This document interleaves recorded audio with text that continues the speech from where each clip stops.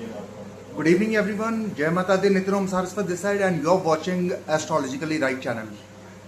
देखिए काफ़ी टाइम के बाद अपन वीडियो बना रहे हैं and I got comments in my YouTube कि आपने कॉर्पोरेट एस्ट्रोलॉजर का नाम क्यों एस्ट्रोलॉजिकली राइट किया.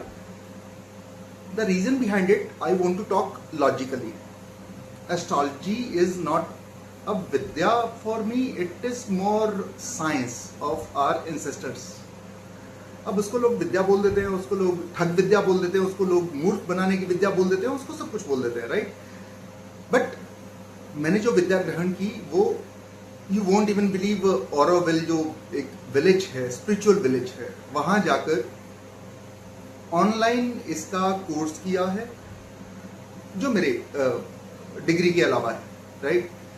तो वहां जाके मुझे एक चीज का आभास हुआ because it is a short और वेरी स्मॉल विलेज. कुछ गिनती के 3,500 लोग रहते हैं. But apart from that Tamil Nadu के और भी विलेजेस में मैं गया हूं. देखिए एक क्वेश्चन मेरे सामने बहुत ज्यादा फ्रिक्वेंट आया है बीइंग अ पंडित कि हमारे पे कुछ किया कराया है और टोना टोटका है. सॉरी, मैं इन चीजों को बहुत कम बिलीव करता हूँ.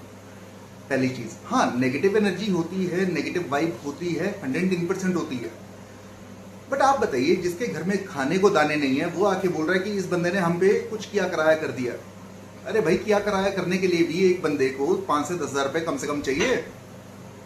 वो आपके लिए क्यों खर्चेगा पैसे? और यही बात उनको बोल दी जाए तो उनके सामने एक एस्ट्रोलॉजर मूर्ख साबित हो जाता है. वो किसी और के पास जाते हैं और वो उनके इस फेक बिलीव को हवा दे देता है कि हाँ वाकई आप पे कुछ किया करा है. उसको लोग पैसे भी देके जाते हैं, उसको लोग विद्वान भी बोलते हैं, राइट. मेरा मकसद पैसा कमाना नहीं है इससे. As simple as that. Because starting to this day अपना मकसद सिर्फ एक रहा है, लॉजिकल बात करना. अब लॉजिकल क्या बात की जाए? मान लीजिए आपकी शुक्र महादशा आ गई और आपके अंदर में एक ऐसा कॉन्फिडेंस आ गया कि अब तो यार बल्ले बल्ले. जो केतु ने सब छीना वो शुक्र ने आपको देने के लिए अग्रसर कर दिया, लेकिन उसके हिसाब से कुछ काम ही नहीं हो रहा. इनफैक्ट दशा संधि के बाद भी कुछ काम नहीं हो पा रहा. वाई? देखिए आप में से बहुत सारे लोग एस्ट्रोलॉजी को मुझसे कहीं बेहतर समझते हैं, राइट. और आपके हिसाब से राहु और केतु कभी भी एक घर में नहीं आ सकते. But I can show you. Just open your D30 chart. षोडश वर्ग में आपको किसी भी ऐप में, एस्ट्रोलॉजी की ऐप में मिल जाएगा. राहु और केतु दोनों एक ही घर में बैठे हैं. Y? Because D30 is your पीड़ा का चार्ट. अगली बार किसी भी पंडित के पास जाएं, वो आपकी लग्न कुंडली देखें, वो आपकी नवमांश कुंडली देखे, महादशा दशा देखे, डजंट मैटर. उनको एक बात कहना, D30 चार्ट हमें देख के बताइए कि what is the purpose of this condition I am going through. मुट्ठी भर लोग रह जाएंगे, मुट्ठी भर एस्ट्रोलॉजर रह जाएंगे जो इस चीज को जानते हैं. First thing. और जो जानते हैं वो लोगों के सामने जनरली नहीं आते हैं, राइट. उनसे आपको भारी भरकम पैसा नहीं, टाइम देकर अपॉइंटमेंट लेनी होती है. 3-3 साल की, 4-4 साल की, कम से कम भी आपको अपॉइंटमेंट मिलेगी. अब मेरा मकसद क्या? अगर आपको लगता है कि आपके ऊपर कुछ किया कराया टोना टोटका, जो कि मैं नहीं मानता, फिर भी अगर आप मानते हैं तो उस टाइम की आप प्रश्न कुंडली खोलिए और केपी कुंडली में जाकर देखिए आपका 8 और 12 घर में शनि राहु केतु है या नहीं है. ठीक है, आपको पता चल जाएगा. अगर वहां पे शनि राहु केतु है तो डेफिनेटली है, नेगेटिव वाइब है. एक अगली बात, अगर वहां पे 4th हाउस भी आपका अफेक्टेड हो रखा है तो घर पे भी है. अगर 4th हाउस आपका अफेक्टेड है तो दैट मीन्स आपकी जॉब भी आपकी मम्मी की तरफ से जाएगी. जॉब में आपके आज की डेट में प्रैक्टिकल बात करूंगा, आज की कोई भी प्राइवेट या सरकारी ऐसी जॉब नहीं है जहां पे पॉलिटिक्स ना चलती हो.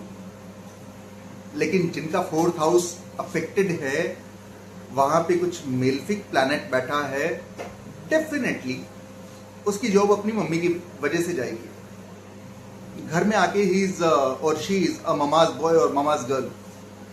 ये होता है D30 चार्ट। पीड़ित, मान लीजिए आपके शुक्र की महादशा आपके हिसाब से या पंडितों के हिसाब से बहुत अच्छी चल रही है, लेकिन अगर आप D30 चार्ट देखेंगे वहां आपको अपनी पीड़ा का पता चल जाएगा कि क्यों हो रहा है मेरे साथ ऐसा।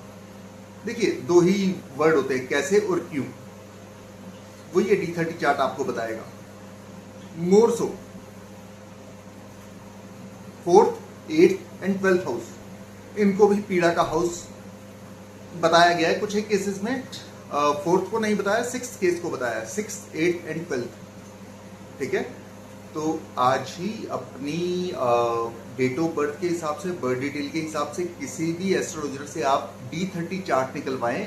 अगर आपको ये लगता है राहु 10th हाउस में आपको बहुत बड़ा एक डिजायर फुलफिल करके देगा या 11th हाउस में डिजायर फुलफिल करके देगा, सॉरी, आप D30 चार्ट के हिसाब से अपने राहु को देखिए। D30 चार्ट के हिसाब से आपकी D1 की एंड D9 की प्लेसमेंट को देखिए। उसके बाद उनकी ग्रह दशा यानी कि महादशा और ग्रह दशा को देखिए, तब जाके ये एनालाइज हो पाएगा। अदरवाइज जितने मर्जी आप D1, D9 देखते रहें, हार्डली मैटर्स, राइट। तो this was the information for you and more so, जैसा कि मैं जवाब दे चुका हूँ, astrologically right, because I need to research on this, that's why मैं बहुत कम वीडियोस बना पा रहा हूँ आजकल, और आज बहुत टाइम के बाद आपसे मुखातिब हुआ हूँ। तो डेफिनेटली बहुत जल्दी एक और वीडियो भी आएगी एंड D30 के अलावा D9, D1 इन दोनों पे भी आएगी, राइट। तो most probably and yes, my current topic is Bhairav puja, right. And Bhairav आपके बेसिकली सारे ग्रहों को कंट्रोल कर सकते हैं। In fact he controls Lord Vishnu as well as Lakshmi in some cases, ठीक है।